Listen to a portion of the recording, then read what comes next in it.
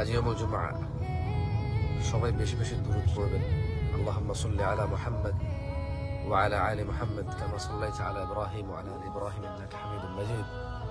আল্লাহুম্মা বারিক আলা মুহাম্মদ ওয়া আলা আলি মুহাম্মদ কামা বারাকতা আলা ইব্রাহিম ওয়া আলা আলি ইব্রাহিম ইন্নাকা হামিদুম মাজিদ।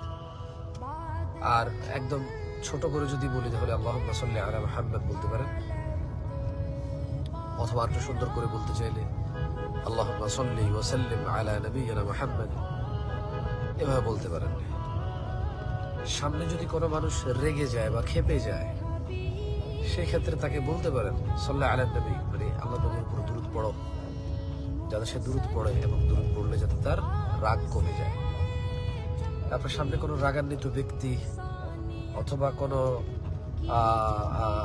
দুঃখী মানুষ, কোনো হাই হতাশাকারী মানুষ, আপনি তাদেরকে পরামর্শ দিবেন যে তুমি নবীর উপর দুরূদ পড়ো, কারণ নবীর উপরে দুরূদ পড়লে রহমত নাজিল হয়, আল্লাহ ক্ষমা করে কেমন, এবং আল্লাহ নেকি লেখে। সো মানুষকে যদি পরামর্শ দিতে হয় মানুষের কষ্টে, শোকে, রাগে, তাকে পরামর্শ দিতে হয় যে নবীর উপর দুরূদ পড়ো। বিপদগ্রস্ত কোনো মানুষ যদি সামনে আসে তাহলে তাকে বলতে পারেন সাল্লাল্লাহু আলা নবী, নবীর উপর দুরূদ পড়ো সাল্লাল্লাহু আলাইহি ওয়াসাল্লাম, কেমন। জাযাকুমুল্লাহ।